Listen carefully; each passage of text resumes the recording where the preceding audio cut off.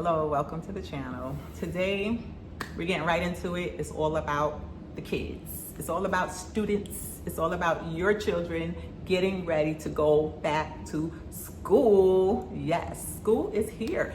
My daughter is already in school. My daughter is in the 11th grade and she's in a charter school. So she already started school, okay? But nonetheless, guess what I was doing? Getting her ready for school. This is how you get your children ready for school. When you know school is approaching, start getting your kid back into the routine of going to bed. Like right now, school is right around the corner. It's right after Labor Day, like that Thursday or so. You must have your children start going to bed now. You need to wind down and get ready for bed. Why? Because you have to get back into the rhythm of going to sleep so that you can be refreshed in the morning and get up so that you can go to school. Get your kids back in bed. Your children should not be up wee hours in the morning playing games on their phone, whatever, tablets, iPads, whatever. They need to be getting themselves mentally ready to get back into school mode. Okay? If they're pre-K kids and they're getting ready to go to school for the first time, like 3K, 4K, kindergarten, you have to get your kids ready. And it's not too late. It's never too late to get them ready. You start now, just talk to them.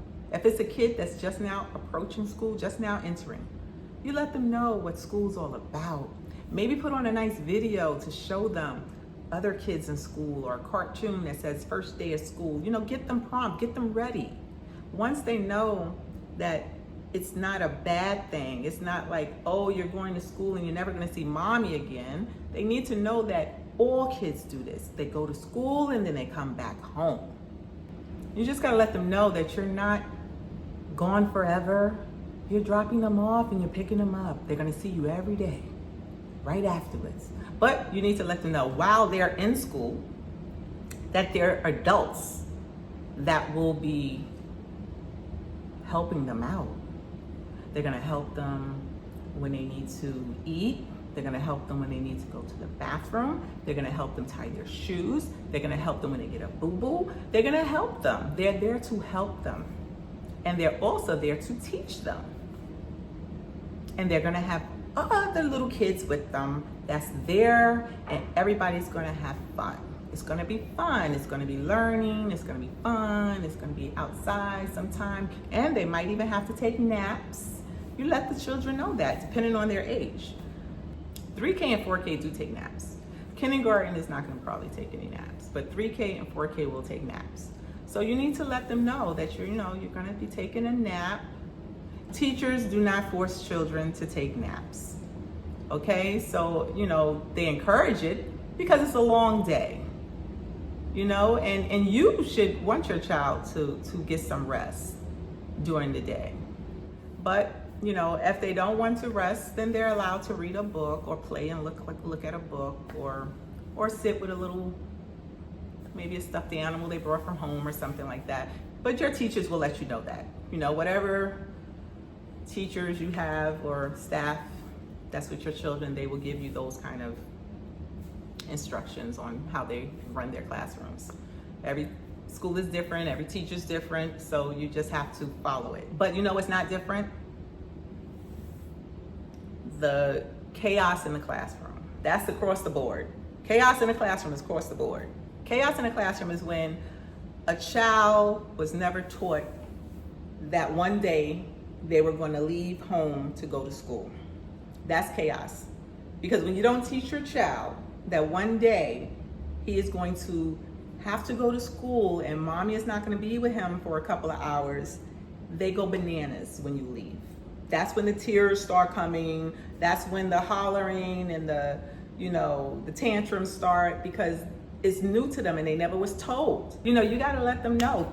Talk to them. Why you don't talk to them? Tell them. Explain to them. It's not a bad thing. It's a good thing. It's a good thing. You're going to have friends. You're going to meet new friends. Talk to them. Make it exciting. Make it exciting. Maybe the first day after school when you pick them up, Go celebrate. Oh, you did the first day, and make it fun. You have to make it fun. Some kids is good. Some kids know because they have siblings. The ones that have siblings, they're good. They want to go to school, some of them. They waiting. When am I going to go to school? That's how I was. When am I going to go to school? I couldn't wait to go to school. Everybody has their own way of handling their schools, their nurseries, their Head Starts, their family daycares, their babysitting house rules or whatever. Everyone has their own way of doing things, but what we all have in common is that we all want to make sure the children are safe, and we want to make sure that they are loved and that they feel welcomed when they're there. Because school is home away from home. Your children are there for 180 days throughout the year. And it's Monday through Friday. And sometimes it's long days. My daughter had to go to school from 7:30 to 4:30, and she was only 5. That's a long time. But I prepared her. I let her know ahead of time why she was going, how much fun it was going to be. My daughter did have siblings, so she did know, and she did go to Head Start. So she knew, but there's still going to be that moment where you have that time where they don't want to leave and don't want to go because they want to be home with mom and stuff like that. But you just got to talk to them and just explain to them why they're going and teach them. Teach your children now that you're going to have to say crisscross applesauce. Teach them what crisscross applesauce is, because they need to know what that is. You don't want, let's say that the classroom is a class of 20 and 16 kids is doing what they're supposed to do, and then you have 4 that's never been told what to do or don't even know that they should be listening to this stranger that they just met. So they're like, I'm not listening, and no, you can't tell me what to do, and I'm not going to do it, and you're not my mother, and no, with in the head movements, and come on, or the, you got to teach your kids, y'all not little gangsters or little misses. You're not. You're children, and you need to act like a child.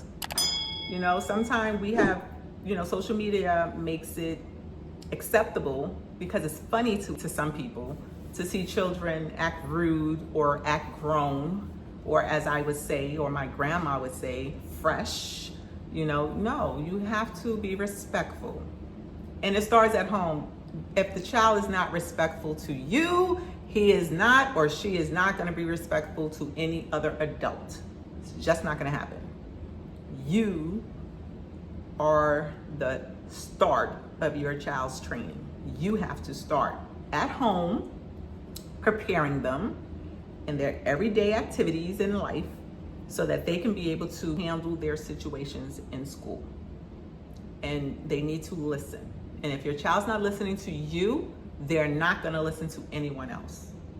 So you need to work on that if you have one of the little ones at home that's not listening. Now, if you have a little one at home that's listening and doing what they're supposed to do, good job. You have to make time to teach them. You have to make time to teach them. Let them understand what's going on, especially for school. Remember, your kid is in school nowadays. They're starting at 3K, so that's 3 years old. They're not leaving until 18, 17. So we're looking at 15 years of school. That's a lot. But it'll be easy on them if they were taught. So what you need to do is you need to teach your children from young, from before they entering school, how to act in school. Don't wait until the teacher calls you up and say, James is having a difficult time in class. Please don't let the teacher call you and say that. If they're calling to tell you something about James, let them call you and say, James is doing exceptional. To be his first time in school, or maybe James is doing well, but he's just falling asleep when he shouldn't. We take naps, but James is falling asleep when we're not taking naps. So maybe we want to tweak his sleeping schedule at home or whatever. That's different. And please don't get mad at a teacher that's calling you up to help you make arrangements for your child to do better at school. Come on, work with the teacher. She's not just pinpointing your child, it's any child that she feels need assistance. And she would know because she's the one that's there with your child, or he's there with your child all day. So they know what's going on. So listen. When we all listening, things go better. So my tip to anyone who is going back to school, have children that's going back to school, is prepare them, get them in bed now, get them on that schedule. If they're eating at home in the morning, give them that breakfast. If they're going to school to eat, make sure they're there to eat. Breakfast is important. You don't want your child sitting around with the hunger pains and they're mad, hangry, whatever that is. They're mad, they're hungry. You know, feed your children, make sure they're in school for breakfast. Do whatever you gotta do.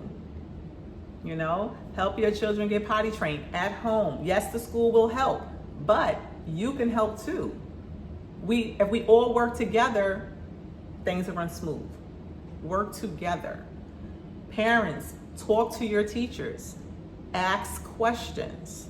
When you pick up your child, how was he today? How was she today? Everything went well? Communicating with your child and, you know, just letting them know when you go in the classroom, your teachers are there to help you. Staff, the adults that's in there are ready to help you. Everybody is here to help you. If someone does something, this, that, and that, of course, give your child that talk, because, you know, I give all my kids the little talk about, you know, no one's supposed to do this, no one's supposed to do that. If somebody do this, you tell me, yeah, give your talk. Nobody's saying don't give that talk. You got to give your kids the talk. But they have to listen when it's not harming. You know what to tell your children they cannot do and they should not do, regardless if somebody's an adult or not. Definitely have that talk. But if your teacher is just saying, James, can you please come to the rug? Or all the kids come to the rug, everybody come to the rug, everybody get in their little rug spots and sit crisscross applesauce, and your child want to still sit at the table because that teacher is not their mother, or you can't tell me what to do, that's unacceptable. And it's unacceptable for the parent, not really the child. It starts with you. Teach your children. I already did longer than I thought. I thought this was going to be like maybe a 10-minute little thing, but it's longer. But if you've gotten to this point and we're at the end of my whole little segment, like, comment, and subscribe. It's all about love.